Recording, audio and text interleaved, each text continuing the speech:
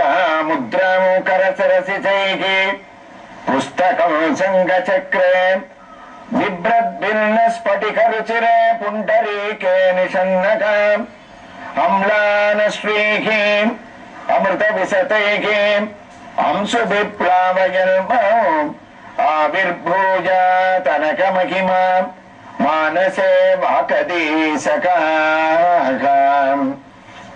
நலம் தரும் நாராயணியத்தில் நாம் சென்னை வில்லிவாக்கம் பாபா நகரை அடுத்துள்ள SRB நகரில் அமைந்திருக்கும் வில்லிவாக்கம் புகைவண்டி நிலையத்திலிருந்து சுமார் 2 கிலோமீட்டர் தொலைவில் உள்ள ருக்மிணி சத்யபாமா சமேத ஸ்ரீ ஆனந்த கிருஷ்ண சுவாமியினுடைய திவ்ய ஆலயத்தில் இருந்து 2ஆம் தசகத்தில் பட்டத்ரி அவனுடைய சௌந்தரியத்தினுடைய அழகை வர்ணிக்கக்கூடிய வைபவங்களை நாம் சிரவணம் செய்து கொண்டிருக்கின்றோம். இந்த சன்னதியிலே நமக்கெல்லாம் ஒரு பாக்கியம் ஆச்சரியமும் கூட. இங்கு நாம் மூல விக்கிரகத்தை தரிசனம் செய்வதற்காக ஆழ்வார் ஆச்சாரியர்களிடத்திலே நாம் உத்தரவை பெற்றுக்கொண்டு உள்ளே நுழைந்தால் இங்கு இரு மூர்த்திகள் பஞ்சலோக விக்கிரகத்தினால் அழகாக எழுந்தருளி இருக்கின்றார்கள். ஒருவர் ஸ்ரீ வேணுகோபாலனான மூர்த்தி. அவர் தன்னுடைய 2 திருவடி சேவையும் நமக்கு அளித்து அழகான ஒரு புல்லாங்குழலை தன்னுடைய கையிலே சார்த்திக் கொண்டு மோகனத்துடன் நம்மை பரிவோடு நோக்கிக் கொண்டு சிறிய உருவத்திலே இருந்தாலும் மூர்த்தி சிறியது என்றாலும் கீர்த்தி பெரியது என்று கூறுவார்கள். அந்த ஒரு பாவத்திலே அழகான திவ்ய ஒரு சேவை. இவருடைய இந்த விக்கிரகத்தின் பின்பகுதியிலே அவருடைய கேச பாசமானது ஸ்ரீராமச்சந்திரமூர்த்தியை, கண்ணனை ஆழ்வார்கள் எல்லாம் நீள்முடியன் தாழ் சடையன் என்று எவ்வாறு வர்ணிப்பார்களோ அதே போன்று அழகாக யசோதை பிராட்டியால் பின்னப்பட்ட கேசத்தை உடைய கேசவனாகவும் இங்கு வேணுகோபாலன் இந்த சிறிய விக்கிரகத்திலே காட்சியளிக்கின்றார். அது மட்டுமல்ல, ஞான ஆனந்தமயம் தேவம் நிர்மல ஸ்படிகாகிருதிம் ஆதாரம் சர்வ வித்யானாம் அயக்ரீவம் உபாஸ்மகே.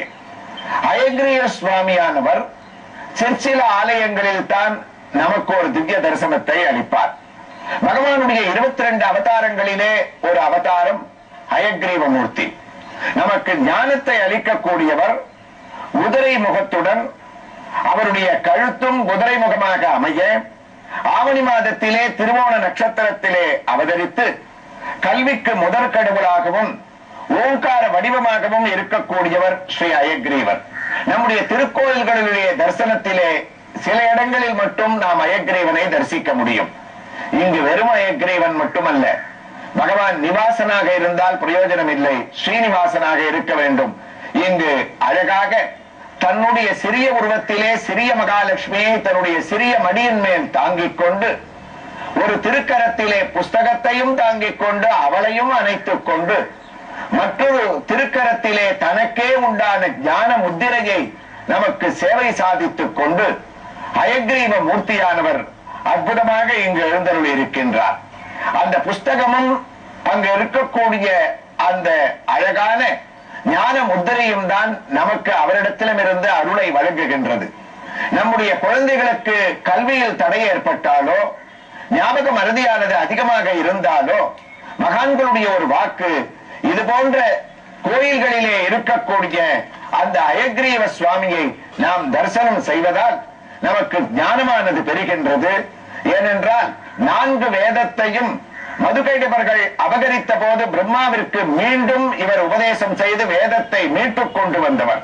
தாமரை பூவிலே வீற்றிருக்கக்கூடியவர், அதற்குண்டான ஒளியை வீசக்கூடியவர், மேதையாகிய திரியில் பிரகாசிக்கும் வேதார்த்தங்கள் என்னும் தீபத்திற்கு தூண்டுகோலாய் இருப்பது அயக்ரீவனுடைய ஜபமாலை. அதனால் அவரை ஏலக்காய் மாலை சார்த்தி யார் வழிபடுகின்றார்களோ அவர்களுடைய குடும்பத்தில் அஷ்ட ஐஸ்வரியத்தையும் வழங்கக்கூடிய மகாலட்சுமியை தன்னுடைய மடியிலே அமர்த்திக் கொண்டு ஒரு நீரிலிருந்து கிணற்றில் நாம் ஒரு ஜலத்தை கொண்டோமே ஆனால் அதை எவ்வாறு நாம் சாய்த்து காட்ட வேண்டுமோ அதுபோன்று தன்னுடைய ஒரு திருக்கரத்தை கீழே சாய்த்து காட்டிக் கொண்டு அருளை வாழி வழங்கக்கூடிய ஞான அயக்ரீவனாக இங்கு இவர் எழுந்தருளி இருக்கக்கூடிய அந்த அயக்ரீவ சுவாமியினுடைய திவ்ய தரிசனத்துடன் நாம் நாராயணியத்தில் பட்டத்திரி குருவாயூரப்பனுடைய பாதங்களை சரணமடையக்கூடிய அந்த ஸ்லோகத்தை முடிக்கின்றார்.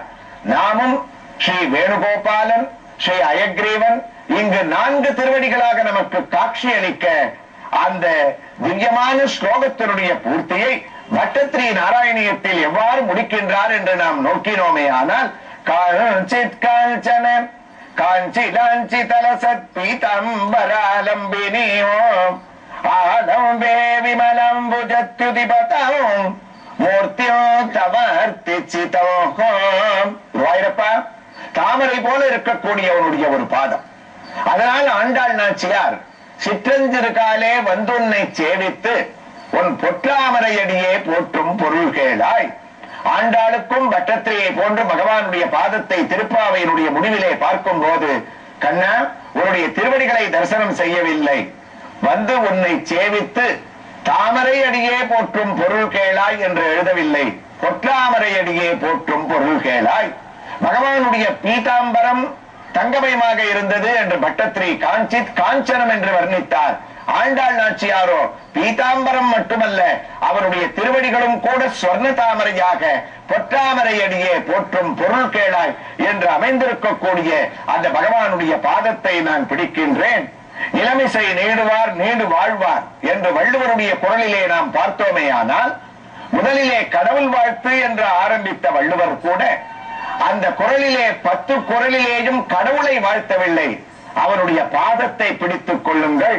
மலர்மிசை ஏகினான் மானடி சேர்ந்தார் நிலமிசை நீடு வாழ்வார், தனக்கு ஓமை இல்லாதான் தாழ் சேர்ந்தார் கல்லால் மனக்கவலை மாற்றல் அரிது, பிறவி பெருங்கடல் நீந்துவர் நீந்தார் இறைவனை சேருவார் என்று வள்ளுவர் நமக்கு கூறவில்லை. இறைவன் அடி சேராதார் அவனுடைய திருவடியை கெட்டியாக பிடித்துக் கொள்ள வேண்டும் என்று 1.5 வரியிலே எழுதப்பட்ட குரலிலே இருக்கக்கூடிய அர்த்தத்தை அழகாக நாராயண பட்டத்திரி ஆனவர் விமலாம்புஜத்யுதிபதம், இது சமஸ்கிருதம், திருக்குறள் தமிழ், ஆண்டாள் தமிழ், இதான் வித்தியாசமே தவிர அவனுடைய திருவடியை வர்ணிக்கக்கூடிய பாவத்துல எந்த விதமான ஒரு வித்தியாசமும் இல்லை. அப்ப தாமரை மாதிரி திருவடி பார்த்தவுடனேயே பக்தர்களுடைய தாபங்கள் அவருடைய கஷ்டங்களை போக்கக்கூடிய திருவடி. இதை நம்ம என்ன பண்ணணும்? பட்டத்திரி சொல்ற அழகான ஒரு உதாரணம் இருக்கு. நம்ம கோயிலுக்கு போயிட்டு அந்த திருவடியை கண்ணால பார்த்துட்டு வந்துட்டா போறாதா? குருவாயூரப்பா, ஆலம்பே விமலம்புஜத்யுதி, ஆலம்பனம் பண்ணணுமா? ஆலம்பனம்ன்ற சம்ஸ்கிருத வார்த்தை என்ன, ஒரு புது வார்த்தையா இருக்கு. இதனுடைய பொருள் என்னன்னு நம்ம எல்லாம் பயப்பட வேண்டாம். அர்த்தத்தை தெரிஞ்சுட்டோம்னா ரொம்ப சுலபம். கெட்டியா நம்ம கண்ணால பிடிச்சுக்கணும், ஆலம்பனம் பண்ணணும். அதாவது நாமெல்லாம் ஒரு கொடியாக இருந்தோம்னா குருவாயூரப்பனுடைய திருவடி, ஹயக்ரீவனுடைய திருவடி, வேணுகோபாலனுடைய திருவடி, ஆனந்த கண்ணனுடைய திருவடி ஒரு மரமா இருக்கா. அப்ப அந்த கொடிக்கு எதனால பெருமை? கொடி மாத்திரம் தனியா ஒரு இடத்துல இருந்ததுன்னா காத்து அதை அடிச்சுட்டு போயிடும், கொடி ஊசலாடின்னு இருக்கும்.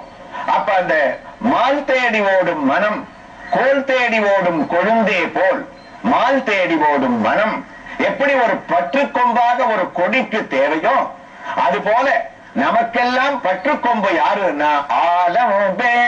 ஆல இருக்க கெட்டியா நம்ம புடிச்சுக்கணும். அந்த கொடியாக இருக்கக்கூடிய சுவாமியினுடைய பாதத்தை கோதாஸ்துதியில சுவாமி தேசிகன் சொல்லுவார், ஆண்டாள் கூட ஒரு கொடிதான்.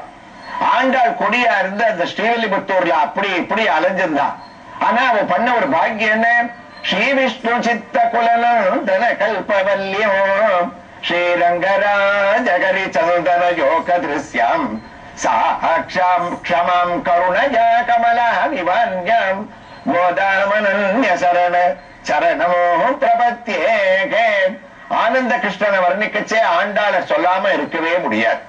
ஆண்டாள் ஒரு கொடி, அந்த கொடி ஆலம்பனம் பண்ணிட்டு பட்டத்திரி சொன்ன நாராயணிய பதத்தை எடுத்துண்டு ஆண்டாள் ஆகிய கொடி யார ஆலம்பனம் பண்ணா எங்க போய் சுத்தின்றதுன்னா ரங்கராஜகரி சந்தன யோக திருஷ்யம். வெறும் கொடி இல்ல ஆண்டாள், கற்பக கொடி. அந்த கற்பக கொடியான கோதை பிராட்டி அவளுக்கு கிடைச்ச ஒரு பெரிய பாக்கியம். திருப்பாவையும் நாச்சியார் திருமொழியும் 143 பாசுரங்களே எழுதினா கூட தாம் பத்திக்கிறதுக்கு ஆலம்பனம் பண்றதுக்கு ஒரு பெரிய மரம் கிடைச்சு கொடுத்தா. அது என்ன சாதா மரம் இல்ல, ஸ்ரீரங்கத்துல ரங்கநாதன்ற ஒரு சந்தன மரத்தை போய் அது சுத்தின்றுதான். ரங்கராஜ ஹரி சந்தன யோக திருஷ்யாம். அப்ப ஒரு கொடியில் இருந்தா அதுக்கு ஒரு ஆலம்பனம் தேவை. குருவாயூரப்பா, நாங்கெல்லாம் சம்சார தாபத்துல ஒரே தவிச்சுன்னு இருக்கோம். அப்ப எங்களுக்கு பற்றி கொடியாக இருக்கக்கூடியவன் காஞ்சித் காஞ்சன காஞ்சிதஞ்சிதலசத் பீதாம்பராலம்பினி கிருஷ்ணாக ஆலம்பே விமலம்புஜத்யுதிபதம் மூர்த்தியும் தவார்த்திச்சிதம். எங்களுக்கு உன்னுடைய திருவடியை தவிர வேற என்ன பாக்கியம் இருக்குன்னு இரண்டாவது ஸ்லோகத்தை முடிக்கிறார் நாராயண பட்டத்திரியானவர். இரண்டாவது தசகத்துல அவனுடைய பாதத்தினுடைய அந்த திவ்யமான சரணங்கள்ல அவனை சரணாகதி பண்றார்.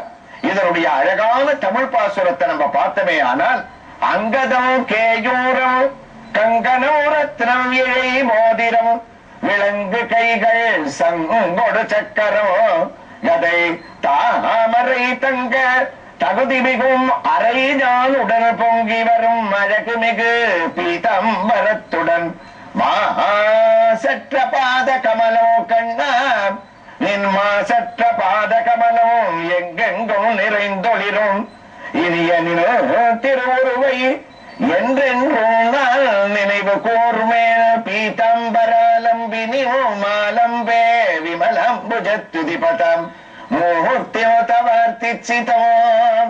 நாராயணியத்தினுடைய அழகு இருக்கே, குருவாயூருக்கு போக வேண்டாம், குருவாயூரப்பனை தரிசனம் பண்ண வேண்டாம், வேண்டாம்னா போக கூடாதுன்ற பாவத்துல சொல்லல. போக முடியாதவர்கள் கூட, போக முடியலையேன்ற ஒரு ஏக்கம் இருக்கிறவா கூட இந்த ஸ்லோகத்தை கேட்டாலே குருவாயூரப்பன் நேர நமக்கு வந்து அந்த திவ்ய தரிசனத்தை நமக்கு அளிப்பார். அப்படிப்பட்ட உத்தமமான இரண்டாவது ஸ்லோகத்தை பூர்த்தி பண்ண நாராயண பட்டத்திரி மற்றும் ஒரு அழகான ஸ்லோகத்தால நாராயணியமாவது இந்த ஸ்லோகம்தான். குருவாயூரப்பனை இதை விட இவ்வளவு அழகா யாரும் வர்ணிக்க முடியாது. 18,000 ஸ்லோகத்துல ஸ்ரீமத் பாகவதத்துல என்ன சொல்லி இருக்காளோ 4000 பாசுரங்களால திவ்ய பிரபந்த கண்ணனை எங்கெங்கெல்லாம் வர்ணிச்சிருக்காளோ அப்படிப்பட்ட அந்த ஒரு ரூபமானது பட்டத்திரி ஒரே ஸ்லோகத்துல அழகா வர்ணிக்கிறார். ஆரம்பிக்கிறார். எத்ரை லோக்கியமகீய சோபி மகிதம் சம்மோகனோ மோகனான் காந்தம் காந்தி நிதானதோபி மதுரம் மாதுர்ய துர்யாதபி சௌந்தர்யோத்தரதோபி சுந்தரதரோ கிருஷ்ண தொத்ரூபமோ ஆச்சரியதோப்யாச்சரியம் புவனேன கஸ்ய குதுகமோ புஷ்டாதி விஷ்ணோ விபோ. இந்த அழகான ஸ்லோகத்துல பட்டத்திரி சொல்லக்கூடிய பல கருத்துக்களை நாளைக்கு இந்த ஆனந்த கிருஷ்ணருடைய சன்னதியிலிருந்து மறுபடியும் இந்த திருக்கோயில் இருக்கக்கூடிய ஒரு சன்னதியிலிருந்து இந்த அர்த்தத்தை நம்ம தொடர்ந்து கேட்போம்.